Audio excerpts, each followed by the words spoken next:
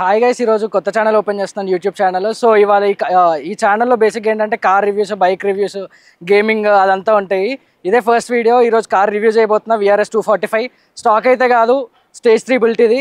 చూద్దాం లోపల ఏముందో పదండి. ఫస్ట్ అయితే మనం అండర్ హుడ్ చూద్దాము. అండర్ హుడ్ ఏమున్నాయో చూద్దాం. ఫస్ట్ అయితే బ్లేజ్ పర్ఫార్మెన్స్ ఇంటర్ కూలర్ ఉంది. R600 ఎయిర్ ఇంటేక్ కూడా అప్గ్రేడెడ్ ఇది. ఇంకా IS38 టర్బో కూడా ఉంది. ఇది కూడా స్టాక్ అయితే కాదు, ఆఫ్టర్ మార్కెట్ది, వేరే కార్ నుంచి పెట్టించుకున్నది ఇది. అండ్ ఇంకొకటి సైడ్ ఇటు వస్తే ఎలాయిస్ కూడా 18 ఇంచెస్ ఎలాయిస్ ఆఫ్టర్ మార్కెట్ ఇవి కూడా తర్వాత బయట పెట్టించుకున్నవి. And also carbon fibre side mirror caps ఇవి కూడా కస్టమ్ మేడ్ ఇవి కూడా. అండ్ నార్మల్ ఆక్టేవియా VRSకి డిఫరెన్స్ ఏంటంటే, మెయిన్ డిఫరెన్స్ లుక్స్లో ఇది డిఫరెన్స్, స్పాయిలర్ డిఫరెన్స్ చాలా డిఫరెన్స్ వస్తుంది దీనివల్ల కార్ లుక్స్కి. అండ్ ఆల్సో బూట్ స్పేస్ వచ్చేసి 590 లీటర్స్ బూట్ స్పేస్. చాలా ఈజీగా ఒక 3 ప్యాసింజర్స్కి సరిపడగా లగేజ్ అయితే సరిపోతుంది దీనిలో. ఇది వచ్చేసి స్టేజ్ 3 ECU ఇంకా TCA ట్యూన్ వెడమ్ పర్ఫార్మెన్స్ నుండి. ఒకసారి ఎగ్జాస్ట్ కూడా ఇది after market exhaust, custom made ఇది, బయట దొరికేది కాదు, కస్టమ్గా చేయించుకున్న ఎగ్జాస్ట్. ఒకసారి ఆఫ్టర్ మార్కెట్ ఎగ్జాస్ట్ నోట్ కూడా వినండి ఒకసారి, నేను వినిపిస్తాను.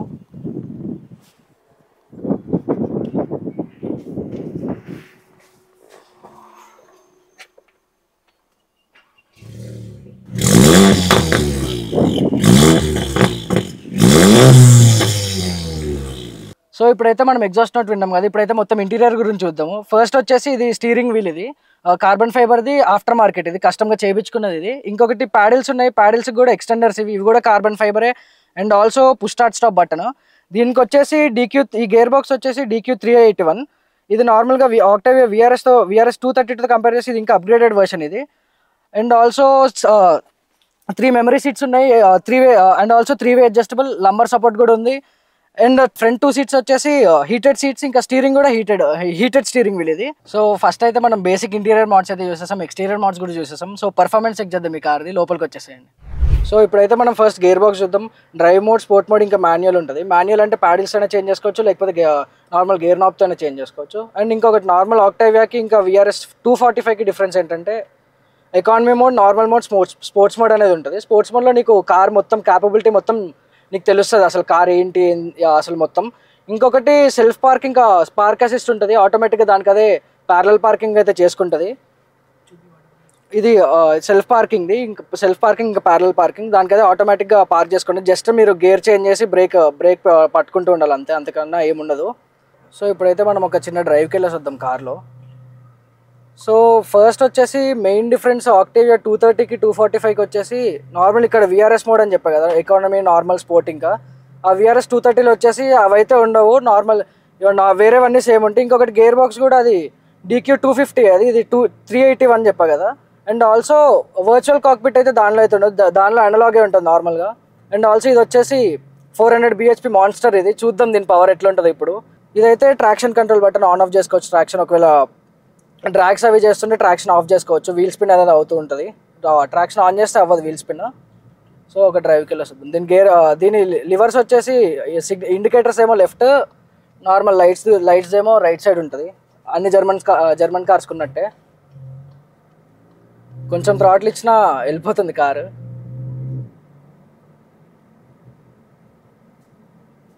అండ్ ఆల్సో మీరు స్పోర్ట్ మోడ్లో వేస్తే ఎగ్జాస్ట్ నోట్ కూడా చేంజ్ అవుతుంది, ఇంకా కొంచెం గ్రంట్ ఎక్కువ ఉంటుంది ఎగ్జాస్ట్ నుండి.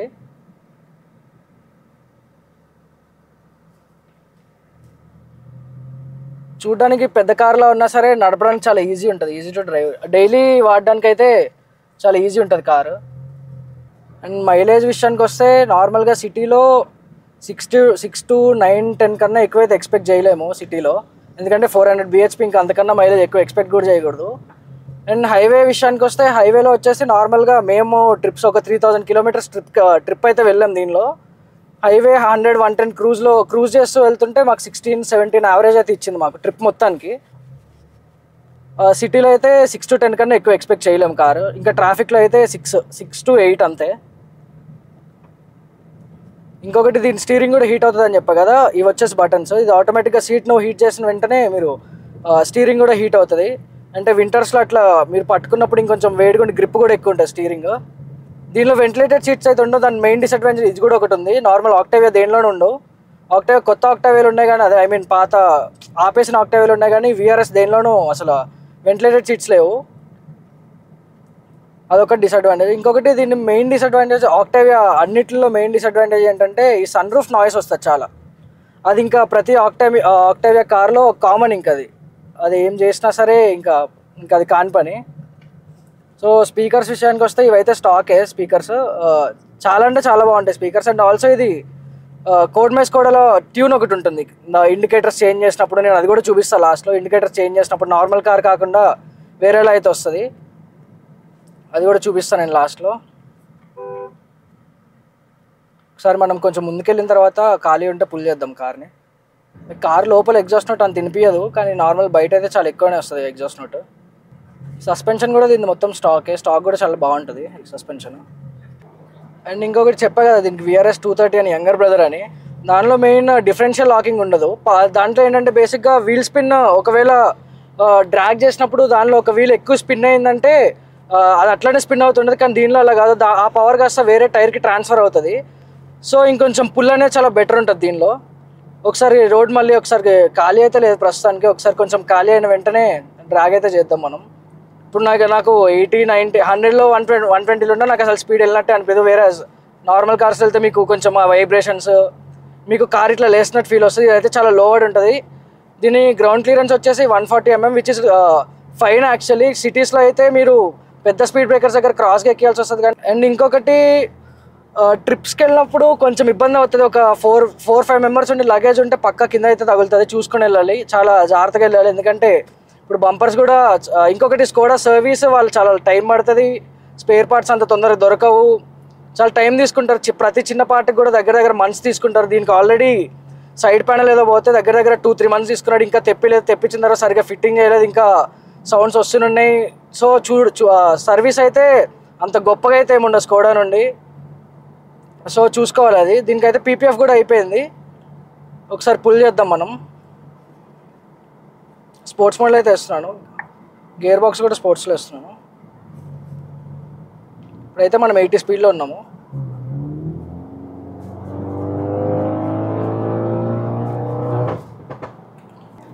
సో నార్మల్గా మీరు థ్రాటిల్ ఇచ్చేసి వదిలినప్పుడల్లా క్రాకిల్స్ అయితే వస్తాయి. ఆ క్రాకిల్స్ చాలా వినడానికి చాలా బాగుంటాయి. అవి చూపిస్తాను. నేనైతే ఇప్పుడు పుల్ చేస్తున్నాను. అది మీకు వినిపిస్తున్నాయో లేదో నాకు తెలియట్లేదు, కానీ నాకైతే వినిపిస్తున్నాయి క్రాకిల్స్. చాలా అంటే చాలా బాగుంటాయి వినడానికి. మీరు థ్రాటిల్ ఇచ్చి వదిలేస్తారో వెంటనే క్రాకిల్స్ అయితే స్టార్ట్ అవుతాయి దీనిలో. మీకు లిటరల్గా మీరు ఏ గేర్లో ఉన్నా సరే, ఏ RPMలో ఉన్నా సరే, మీరు థ్రాటిల్ ఇచ్చిన వెంటనే ఇట్లా సడన్ పుల్ అయితే వస్తుంది మీకు. 400 bhp అసలు అది తెలుస్తుంది మీకు కార్. అసలు 400 bhp ఎందుకు, అసలు ట్యూన్లు ఎందుకు చేపిస్తారో తెలుస్తుంది కారు. అది కొన్ని క్రాకిల్స్ వస్తున్నాయి. ఇదైతే స్టాక్ ఎగ్జాస్ట్ అయితే కాదు, కస్టమ్ మేడ్, ఇది కస్టమ్ బిల్ట్. ఇది మీరు లిటరల్గా ఎన్ని ఉన్నా సరే, ఏ గేర్లో ఉన్నా సరే, ఏ RPMలో ఉన్నా సరే, మీరు థ్రాటిల్ ఇచ్చిన వెంటనే పుల్ అయితే వస్తుంది. ఇంకొకటి ప్యాడిల్స్ కూడా వాడచ్చు, నేను అది కూడా చూపిస్తాను. ప్యాడిల్స్ నార్మల్ వేరే కార్లో చూస్తే చాలా లాగ్ ఉంటాయి, గేర్ షిఫ్ట్స్ కూడా చాలా లాగ్ ఉంటాయి నార్మల్ వేరే కార్స్లో. ట్యూన్ చేయించడం వల్ల అది కూడా ఒక అడ్వాంటేజ్. గేర్ షిఫ్ట్స్ కూడా చాలా, మీరు థ్రాటిల్ ఇట్లా ఇప్పుడు S5లో ఉంది, నేను కొంచెం థ్రాటిల్ ఇచ్చినా సరే S4కి వెళ్ళిపోయింది చూడండి. సో మీరు ట్యూన్ చేయించిన తర్వాత ఇది కూడా చాలా బెటర్ అవుతుంది. లాగ్ అనేది ఉండదు, పవర్ లాగ్ అనేది ఉండదు. నార్మల్ స్టాక్ కార్స్లో మీరు థ్రాటిల్ ఇచ్చిన తర్వాత ఒక 1-2 seconds టైం తీసుకుని, ఒక 3 seconds టైం తీసుకుని కార్ అనేది ముందుకు వెళ్తుంది. కానీ దీనిలో లాగ్ అయితే ఉండదు. ఇంకొకటి ఇదిగో థ్రాటిల్స్, ఇది మాన్యువల్లోకి వచ్చేసాం మనం, స్పోర్ట్స్ మోడ్ అయితే కాదు, మాన్యువల్. ఇది గేర్ డౌన్ చేస్తున్నా, అదిగోండి వెంటనే మీకు అసలు ఫ్రాక్షన్ ఆఫ్ సెకండ్స్లో ఉంటుంది. నార్మల్ స్టాక్ కార్స్లో అయితే మీకు అంత క్విక్ అయితే ఉండవు gear shifts. So normal tune చేసిన తర్వాత ఏంటంటే గేర్ షిఫ్ట్ లాగ్ అనేది ఉండదు నార్మల్. ఇప్పుడు మీరు స్టాక్ కార్ చూస్తే స్టాక్లో నార్మల్ ఇప్పుడు గేర్ చేంజ్ చేసిన వెంటనే ఒక 2-3 seconds టైం అయితే లాగ్ అయితే ఉండదు, చిన్న లాగ్. కానీ ట్యూన్ చేయించిన తర్వాత TCU ట్యూన్ తర్వాత మీకు అట్లా లాగ్ అయితే ఉండదు, గేర్ షిఫ్ట్ లాగ్ అయితే ఉండదు. మీరు సడన్గా ఎక్కడైతే ఏ గేర్ చేంజ్ చేసినా సరే వెంటనే ఫ్రాక్షన్ ఆఫ్ సెకండ్స్లో అయిపోద్ది. అది సెకండ్ కూడా పట్టదు చేంజ్ అవ్వడానికి. కానీ స్టాక్లో అలా ఉండదు, టైం తీసుకుంటా స్టాక్లో. అండ్ ఇది వచ్చేసి 2 liter ఇంజన్, చెప్పడం మర్చిపోయా. EA 888 ఇంజన్ ఇది.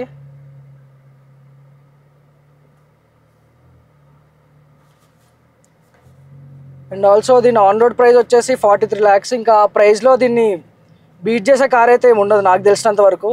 ఇది స్టాక్ అయినా సరే, ట్యూన్ అయినా సరే, ఇంకొకటి దీనికన్నా ఆక్టావియా 230 చాలా ట్యూనర్ ఫ్రెండ్లీ ఉంటుంది. అది ఈ కార్లో మనం చూసినట్టయితే మొత్తం సాఫ్ట్ టచ్ ఉంటాయి. హార్డ్ ప్లాస్టిక్ అయితే మీకు ఎక్కడ చేయబెట్టిన చోట ఎక్కడ తగలదు. అండ్ ఇంకా దీనిలో వచ్చేసి అల్కంటారా సీట్స్ ఉంటాయి అండ్ ఆల్సో లంబర్ సపోర్ట్ కూడా ఉంటుందని చెప్పా కదా, అడ్జస్టబుల్. అది కూడా ఇది ఫ్యామిలీ పర్పస్గా వాడుకోవచ్చు. అండ్ ఆల్సో మీరు చిన్నగా వీకెండ్ ఇట్లా రైడ్స్కి వెళ్ళినప్పుడు, ఇట్లా నార్మల్ నైట్ రైడ్స్కి వెళ్ళినప్పుడు చాలా రోడ్ ప్రెజెన్స్ కూడా చాలా బాగుంటుంది ఈ కార్కి వచ్చేసి. మెయిన్గా ఇది మళ్ళీ రెడ్ కలర్ అంటే ఎవరికి నచ్చదు కార్లలో. అండ్ ఆ మైలేజ్ కూడా చూడొచ్చు, ఇప్పుడు 12.3 ఇస్తుంది. నాకు ఎకానమీలో నడుపుతుంటే ఇందాక ఆల్రెడీ కొంచెం స్పోర్ట్స్లో వేసి పుల్ చేసి ఆ కార్ని. అండ్ ఆల్సో 12.3 ఇస్తుందంటే బాగానే ఇస్తున్నట్టే మైలేజ్. చెప్పే కదా, నార్మల్ ఫ్యామిలీ పర్పస్కి వాడుకోవచ్చు. నార్మల్ వీకెండ్స్ ఇట్లా రైడ్స్కి వెళ్ళడానికి, ఇట్లా డ్రాగ్స్కి వెళ్ళడానికి, వీకెండ్ డ్రాగ్స్కి వెళ్ళడానికి కూడా బాగుంటుంది కార్ ఇది. అండ్ మీరు నడుపుతున్నప్పుడు కూడా మీకు ఏదో పెద్ద బయట నుంచి చూస్తే చాలా పెద్ద కార్లా అనిపిస్తుంది. మీకు నడుపుతున్నప్పుడు మాత్రం నార్మల్, మీకు అంత కష్టంగా ఏమి అనిపించదు. మీరు ఈజీగా మెనూవర్ చేసేవచ్చు.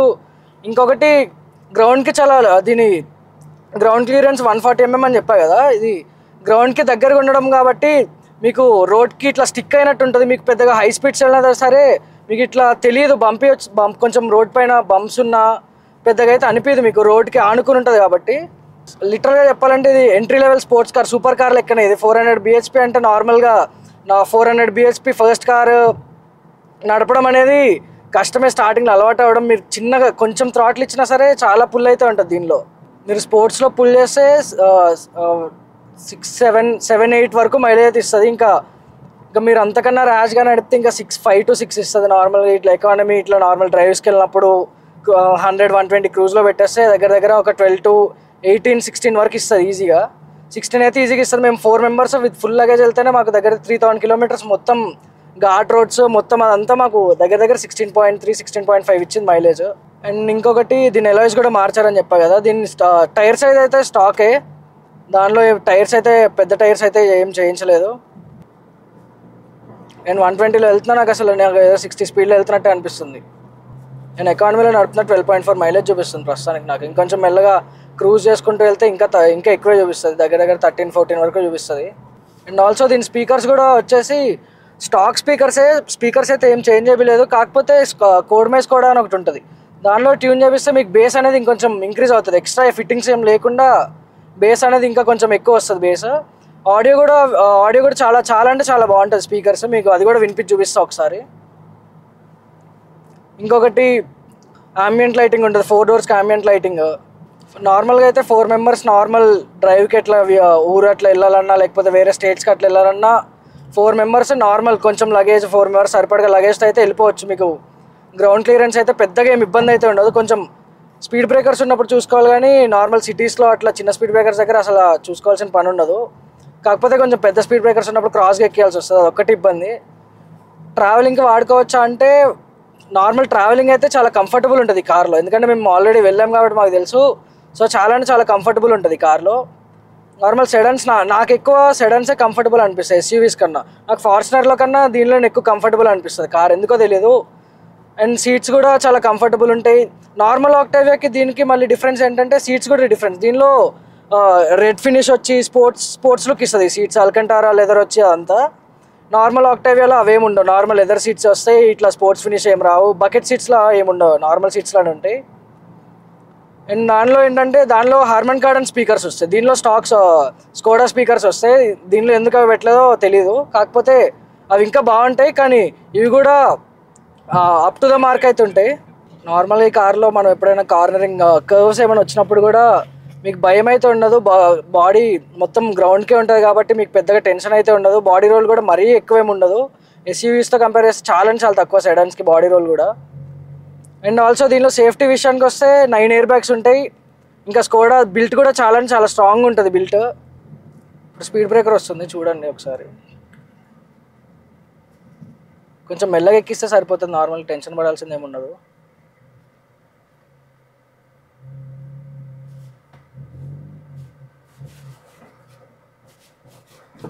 నేను ఫాస్ట్గానే ఎక్కించా, అయినా సరే ఏం తగలేదు కింద. అండ్ ఇంకొకటి వచ్చేసి గ్రౌండ్ క్లియరెన్స్ చూడొచ్చు, మీరు చెప్పే కదా 140 mm ఉంటుంది. వర్టస్కి వచ్చేసి నార్మల్గా 185 mm ఉంటుంది గ్రౌండ్ క్లియరెన్స్. దీనికైతే బాగానే ఉంది గ్రౌండ్ క్లియరెన్స్ 140 mm. పెద్దగా ఫరక్ అయితే పడదు మీకు స్పీడ్ బ్రేకర్స్ దగ్గర. అండ్ హెడ్ లైట్స్ వచ్చేసి దీని అయితే మొత్తం స్టాక్. టైల్ లైట్స్ స్మోక్ చేయించాడు. టైల్ లైట్స్ కూడా చూసుకోవచ్చు ఒకసారి.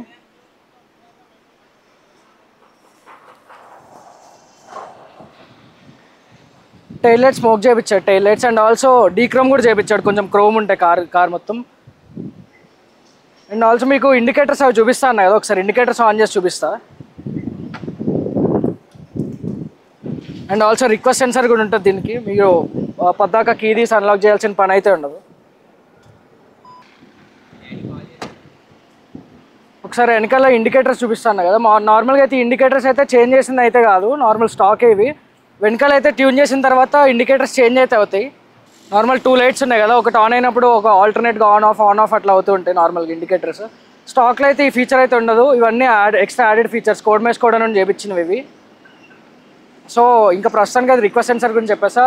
అండ్ ఆల్సో దీని ఫ్యూయల్ ట్యాంక్ కెపాసిటీ వచ్చేసి 50 లీటర్స్ దగ్గర. లాంగ్ రైడ్స్కి అయితే ఒక ఫుల్ ట్యాంక్, అంటే మీకు పెద్ద ఫ్యూయల్ స్టాప్స్ తీసుకోవాల్సిన పని అయితే ఉండదు. ప్రస్తుతానికి అయితే ఇంకా కార్ గురించి అయితే మొత్తం చెప్పేసా. వాక్ అరౌండ్ రివ్యూస్ ఒకసారి చూడండి. కార్ మొత్తం చూడడానికి అయితే స్పేస్షిప్లో ఉంటుంది, కానీ నడపడానికి మాత్రం చాలా ఈజీ ఉంటుంది కార్ అయితే. సో కార్ ఇదైతే ట్యూన్ అని చెప్పా కదా, చాలామంది అడుగుతారు ట్యూన్ చేయించుకోవచ్చా, రిలయబుల్ ఉంటుందా కాదా ఉండదా అని. ట్యూన్ చేయించుకుంటే పెద్దగా ప్రాబ్లమ్స్ అయితే ఏముండవు. నార్మల్గా ECU బేసిక్ ట్యూన్స్కి అయితే ఏముండవు. మీరు ఇంకా కార్లో చాలా పార్ట్స్ అన్ని చేంజ్ చేసి, ఇంజన్ చేంజ్ చేసి, అన్ని మోడ్స్ చేసి ఇబ్బంది అయితే ఉంటుంది. కానీ ఇదైతే నార్మల్ స్టేజ్ అయినా సరే చాలా ఫ్రెండ్లీ ఉంటుంది కారు, ఫ్యామిలీ ఫ్రెండ్లీ ఉంటుంది చెప్పినట్టే. పెద్ద ఇబ్బందిగా అయితే ఏముండదు. స్కోడా ఇంకా ట్యూనర్ ఫ్రెండ్లీ ఉంటుంది. ఆక్టావియా URS ఇంకా ట్యూనర్ ఫ్రెండ్లీ ఉంటుంది. ఇట్లా రేసులకి వెళ్తున్న వాళ్ళకి, అట్లాంటి వాళ్ళకి చాలా ఆక్టావియా URS అనేది చాలా ఫేవరెట్ కార్ అది. అండ్ ఆల్సో ఇంకా ఈజీగా ఇది ఒక 600 bhp వరకు ప్రొడ్యూస్ చేస్తుంది. ఇంకా పార్ట్స్ అవి మారిస్తే ఇంకా దగ్గర 650 bhp వరకు వెళ్తుంది. కానీ అంతవరకు పుష్ చేస్తే కార్కి అయితే ప్రాబ్లమ్స్ అయితే వస్తాయి, చాలా ప్రాబ్లమ్స్ వస్తాయి. ఇంకా ప్రతిరోజు ఇంకా ప్రతి వీకెండ్ గ్యారేజ్కి వెళ్తూ చేయించుకుంటూ ఇంకా డబ్బులు అనేది దానికి అయిపోతాయి. ఇంకా ప్రస్తుతానికి అయితే ఇది స్టేజ్ 3 చెప్పినట్టే మోడ్స్ ఉన్నాయి. దీనికైతే ఏం ప్రాబ్లమ్స్ ఉండవు. Normal time to time servicing అవుతుంది. సర్వీసింగ్ ప్రైజెస్ కూడా వేరే సూపర్ కార్స్తో కంపేర్ చేస్తే ఆ BHP ఉన్న కార్స్తో చాలా తక్కువే ఉంటుంది. నార్మల్ బేసిక్ ఆయిల్ చేంజ్ ఆ సర్వీస్ తప్ప అంతకన్నా పెద్దగా ప్రాబ్లమ్స్ అయితే ఏం రావు ఈ ట్యూన్ ఉన్నా సరే. సో వీడియో అందరికి ఎలా నచ్చింది, బాగుందని అనుకుంటున్నా. ఒకవేళ నచ్చితే లైక్ చేయండి, కమెంట్ చేయండి, షేర్ చేయండి. ఒకవేళ ఏమైనా తప్పులు చెప్పున్నా సరే కమెంట్ చేయండి. నెక్స్ట్ ఏమైనా రివ్యూ చేసినప్పుడు అవన్నీ రెక్టిఫై చేసుకుని ఇంకా మంచి వీడియోస్ చేయడానికి ట్రై చేస్తా. Thank you guys.